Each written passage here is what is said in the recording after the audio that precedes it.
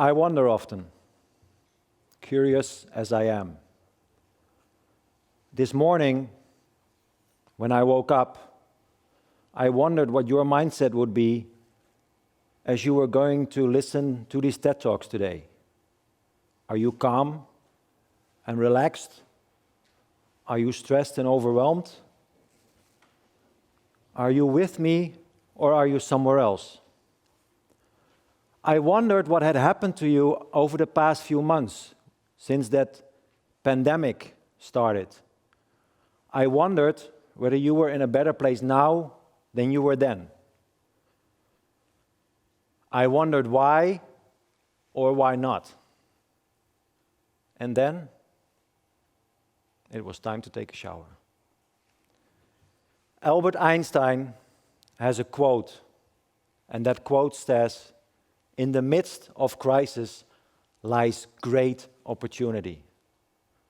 We live in times of disruption, of stress, of uncertainty, and of change. And I love it. I see opportunity all around me, wherever I look. But it's fair to say that the past few months have also taught us how fragile we are. The past few months have shown us, and it's still mind-boggling to me, that a virus can put this world to a complete standstill. Remember those blue airplanes standing on the runway at Schiphol Airport, parked side by side, idle, waiting for this pandemic to be over. And then we adjusted, like we always do. Resilient as we are as human beings, we started to find a new reality. We started to go online with our lives, our work, and our schools. Today, the largest online meeting business is worth $70 billion. That is more than the 6 largest US airlines combined. That's how fast disruption can go. That is how fast disruption can make or break your future. So I wondered, how did you adjust? Did you adjust? Do you have a new reality? Or are you one of those people that cannot wait to go back to the old times? Or perhaps everything happened so quick and you were so busy that it was all in a blur. And in a few months from now you will wake up and you will think by yourself, what just happened? What just happened? We live in times of change. And it will go faster and faster and faster. If you are waiting for it to go slow down, I can tell you that's not going to happen. Now is the opportunity to take advantage. Now is the opportunity to find something better. Now is the opportunity to find something that you will look back at in a few years from now and think by yourself, that Corona period was a blessing in disguise, and I'm better for it. And that better starts with who? Earlier this week, I walked on the Zuidas in Amsterdam. The last time I had been there before was early June. There was absolutely nobody. It was completely deserted. It was a bit busier this week, but still not like it was before, way before. Before that, it was a pile of ants. Like a pile of ants. Bankers, lawyers, consultants, tax advisors, recruiters, and drug dealers. Every day in Amsterdam, 40,000 lines of cocaine are being distributed. In the Zuidas area alone, 20,000. You don't believe me? I didn't believe it myself either when I heard it for the first time. So I started asking around. And basically everybody confirms the same pattern. Sometime during the weekday, a big black Mercedes shows up, scooters arrive, and people take their merchandise to their clients. So Who are these clients? Who buys that stuff? Not the barista, not the gentleman at the checkout in the supermarket, not the person who bakes your fries. These are the people in suits and in business clothes. Let that sink in for a little bit. Every day, people need substance abuse to keep up with the pace, to keep up with the performance required, to let the rat race keep on going. Slaves to the rhythm, part of the rat race. These people work in offices, and those offices are filled with managers and managers of managers, and ultimately we get to bosses. Now here's the question that I have for you. Do you think those bosses are aware, those CEOs or managing partners? Do you think they know? Of course they know. Otherwise they wouldn't be a good boss. So, why are they not doing something? These bosses have silently accepted that this culture exists, that this culture is okay. Why? Yes, why? Because of the same performance. Because of the pressure on performance, because of the pressure from clients to do things faster and faster and faster, and because of the fact that the rat race needs to continue. Their bonuses depend on it, their lifestyles depend on it. So these bosses cannot wait until everything goes back to normal. The old normal, I mean. These bosses cannot wait until that black Mercedes returns, because that means that the rat race will continue. I wonder what you're thinking right now. I wonder whether you see crisis or opportunities. Are you one of those people? Do you know? I wonder how this is going to continue. There is a book, actually, it exists, written by Ernest Hemingway called The Sun Also Rises. And in his book, he writes about a person called Mike, and Mike went bankrupt. Mike is asked by another character, so how did you go bankrupt? And Mike says 2 ways, gradually and then suddenly. We live our lives gradually until suddenly something happens. We live our lives until we are faced with something like a pandemic, a failed relationship, a reorganization, sickness, or death. Suddenly, we are human beings again. Suddenly, we realize what matters most in life. Suddenly, we know what we care about, the people we love, the things we love to do. Are you willing to create suddenly? Before nature, technology, or some human being does it for you?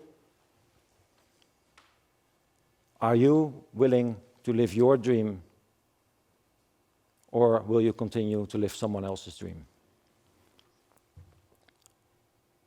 Those were some of the questions I started asking myself towards the end of my career. It is March 22nd, 2016 at 9 o'clock in the morning when my next journey continues and starts. I'm in my office, I took the metro to work, and my phone rings. It's my wife Lenka calling. Strange, because I had just spoken to her earlier that morning. So I pick up the phone and I say, hey, what's up? And she says, are you okay? And I said, yeah, sure, why not? And she said, well, I was just on my way to work in the car and I heard on the news that bombs had exploded at the airport and in the train station and in the metro station. I put down the phone in shock and I knew immediately what I needed to do. I was part of an integration team. We had people all over the place. We had people flying in and out of Brussels. We had people traveling between Amsterdam and Brussels, we had people taking the metro to work. We needed to know first and foremost whether everybody was safe and okay. It took us a while, but then we found out that everybody was okay. Nobody got hurt. But it got close, really close. One colleague had just gone through security on his way to get a plane to the United States and heard the bombs go off behind him. Other people were in the metro approximately at the same time when the bombs went off.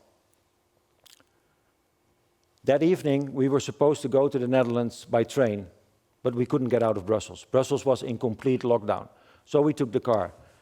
In the car on the way to the Netherlands, where we had our first combined meeting, we reflected and we came to the conclusion that the world, as we know it, had gotten worse again, and not for the last time. The next morning, I woke up with a picture of a Jet Airways flight attendant on the front page of the newspaper, lying on a bench in the departure hall, her yellow, bright yellow uniform completely drenched in blood. She became the face of the attacks. I think you have seen the picture. Shortly afterwards, we started the meeting. We jumped right in. And I hesitated in silence. I was thinking by myself, this cannot be true. This cannot be happening right now. Are we starting this meeting as if nothing happened yesterday? I hesitated a little bit more, and then I decided to interrupt.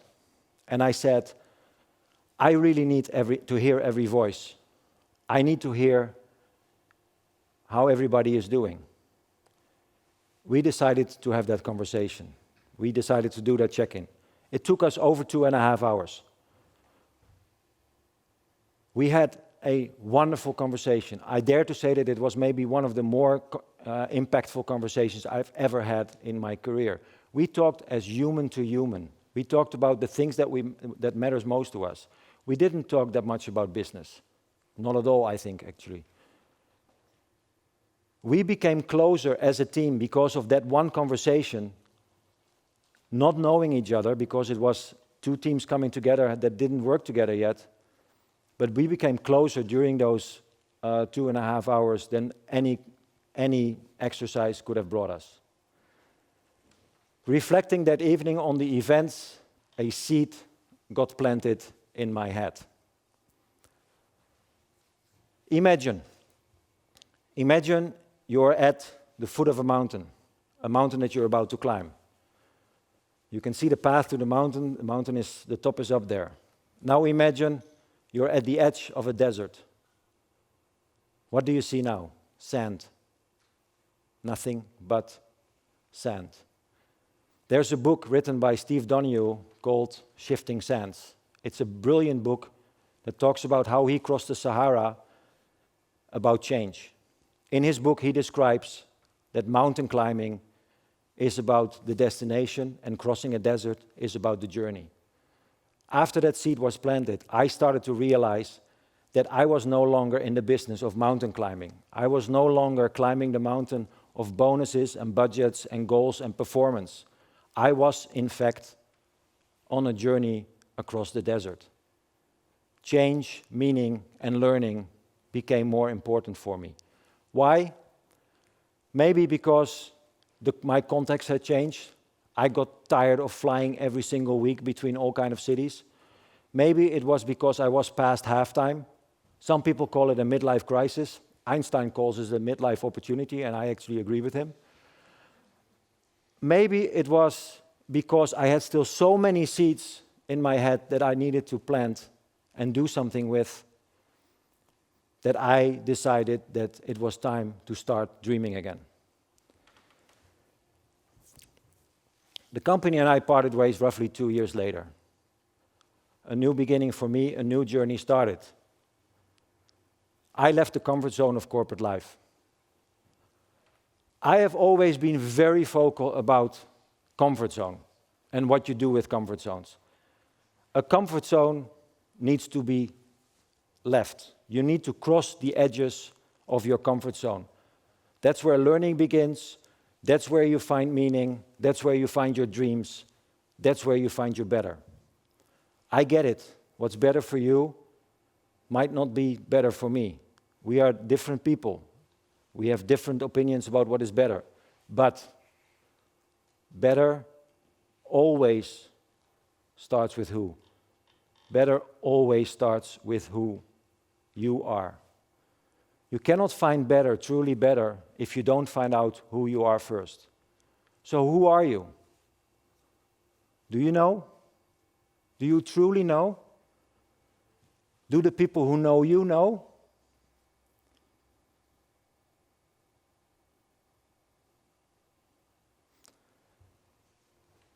I learned 3 things in that whole process: patience, values, and energy. The first one is patience. There's a desert proverb, another desert proverb, that says, the more you stop, the further you go. You cannot cross the desert, you cannot cross the Sahara if you don't stop.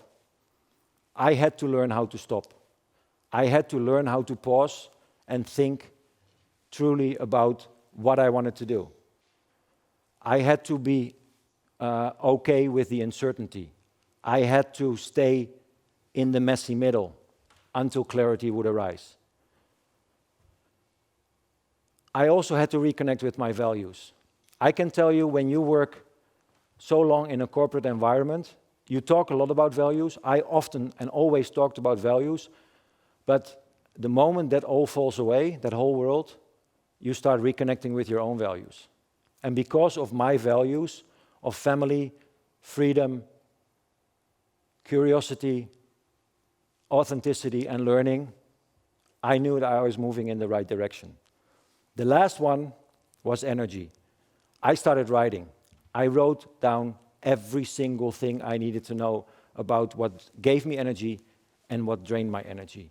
And over time, I started to get grounded.